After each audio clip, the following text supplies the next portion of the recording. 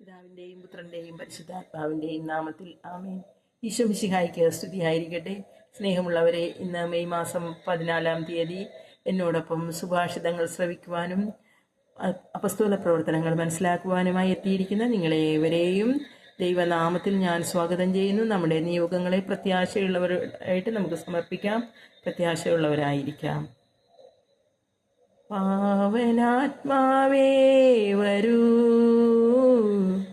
ദിവ്യദാനങ്ങൾ തരൂ, ഞങ്ങളിൽ വാഴാൻ വരൂ, നന്മകൾ തൂകാൻ വരൂ.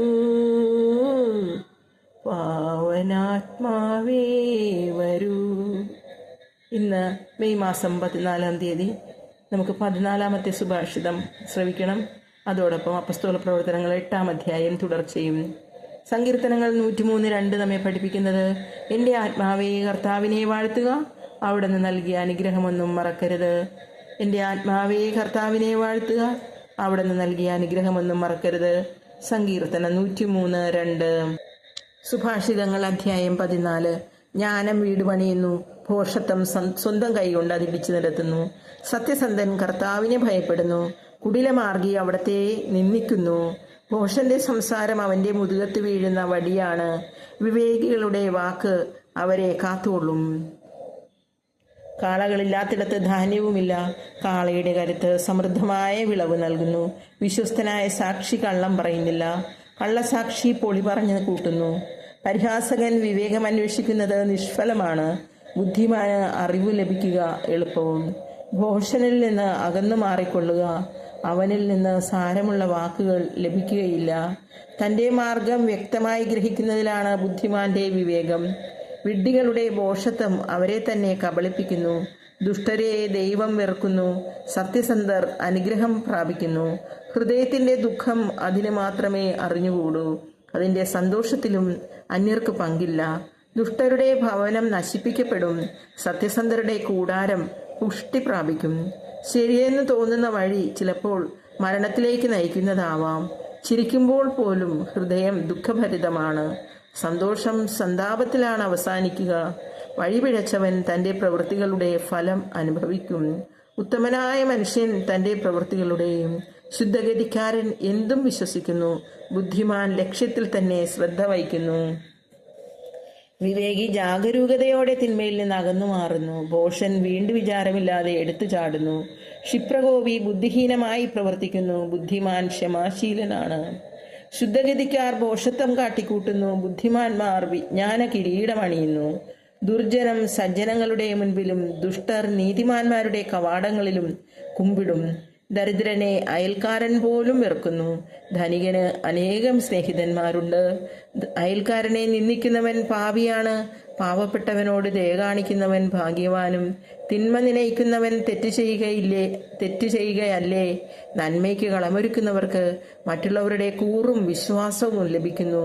അധ്വാനമേതും ലാഭകരമാണ്, അലസഭാക്ഷണം ദാരിദ്ര്യത്തിന് വഴിതെളിക്കുകയേ ഉള്ളൂ.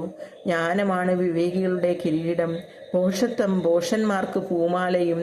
സത്യസന്ധനായ സാക്ഷി പലരുടെയും ജീവൻ രക്ഷിക്കുന്നു, കള്ളസാക്ഷി വഞ്ചകനാണ്. ദൈവഭക്തിയാണ് ബലിഷ്ഠമായ ആശ്രയം, സന്താനങ്ങൾക്ക് അത് അഭയസ്ഥാനമായിരിക്കുകയും ചെയ്യും. ദൈവഭക്തി ജീവന്റെ ഉറവയാണ്, മരണത്തിന്റെ കെണികളിൽ നിന്നും രക്ഷപ്പെടാൻ അത് സഹായിക്കുന്നു. രാജാവിന്റെ മഹത്വം പ്രജകളുടെ ബാഹുല്യമാണ്, പ്രജകൾ ചുരുങ്ങിയ രാജാവ് നാശമടയുന്നു. പെട്ടെന്ന് കോപിക്കാത്തവന് ഏറെ വിവേകമുണ്ട്, മുൻകോപി ഭോഷത്വത്തെ താലോലിക്കുന്നു.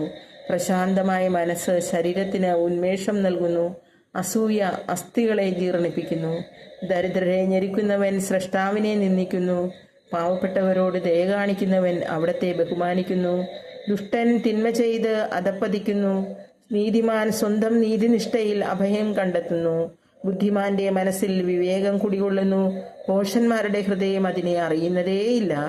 നീതി ജനതയെ ഉത്കർഷത്തിലെത്തിക്കുന്നു, പാപം ഏത് ജനതയ്ക്കും അപമാനകരമത്രേ. വിദ്വേഷത്തോടെ വിവേകത്തോടെ പ്രവർത്തിക്കുന്ന സേവകൻ രാജാവിന്റെ പ്രീതി നേടുന്നു, ലജ്ജാവഹമായി പ്രവർത്തിക്കുന്നവന്റെ മേൽ അവന്റെ കോപം നിവദിക്കുന്നു. കർത്താവിന്റെ വചനം. ദൈവത്തിന് നന്ദി. അപ്പസ്തോല പ്രവർത്തനങ്ങൾ 8-ാം അധ്യായം. പീലിപ്പോസും എത്യോപ്യക്കാരനും. കർത്താവിൻ്റെ ഒരു ദൂതൻ പീലിപ്പോസിനോട് പറഞ്ഞു, എഴുന്നേറ്റ് തെക്കോട്ട് നടന്ന് ജെറുസലേമിൽ നിന്ന് ഗാസയിലേക്കുള്ള പാതയിലെത്തുക. അത് ഒരു വിജനമായ പാതയായിരുന്നു. അവൻ എഴുന്നേറ്റ് യാത്ര തിരിച്ചു. അപ്പോൾ എത്യോപ്യക്കാരനായ ഒരു ഷണ്ഡൻ എത്യോപ്യ രാജ്ഞിയായ കന്ദാക്കയുടെ ഭണ്ഡാര വിചാരിപ്പുകാരൻ ജെറുസലേമിൽ ആരാധിക്കാൻ പോയിട്ട് തിരിച്ചു വരികയായിരുന്നു. രഥത്തിലിരുന്ന് അവൻ യേശയ്യായുടെ പ്രവചനം വായിച്ചുകൊണ്ടിരുന്നു. ആത്മാവ് പീലിപ്പോസിനോട് പറഞ്ഞു, ആ രഥത്തെ സമീപിച്ച് അതിനോട് ചേർന്ന് നടക്കുക. പീലിപ്പോസ് അവന്റെ അടുക്കൽ ഓടിയെത്തി. അവൻ യേശയ്യായുടെ പ്രവചനം വായിക്കുന്നത് കേട്ട് ചോദിച്ചു, വായിക്കുന്നത് നിനക്ക് മനസ്സിലാകുന്നുണ്ടോ?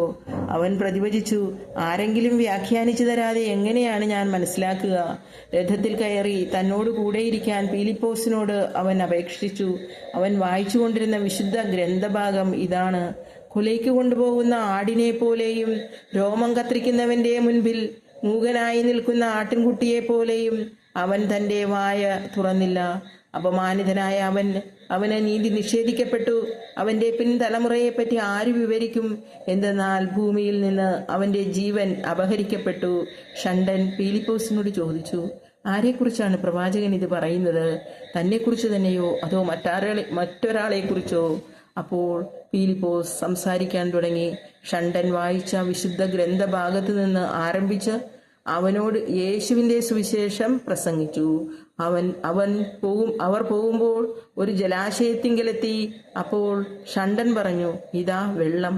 എന്നെ ജ്ഞാനസ്നാനപ്പെടുത്തുന്നതിന് എന്തെങ്കിലും തടസ്സമുണ്ടോ? രഥം നിർത്താൻ അവൻ ആജ്ഞാപിച്ചു. അവർ ഇരുവരും വെള്ളത്തിലിറങ്ങി. പീലിപ്പോസ് ഷണ്ഡന് സ്നാനം നൽകി. അവർ വെള്ളത്തിൽ നിന്ന് കയറിയപ്പോൾ കർത്താവിൻ്റെ ആത്മാവ് പീലിപ്പോസിനെ സംവഹിച്ചു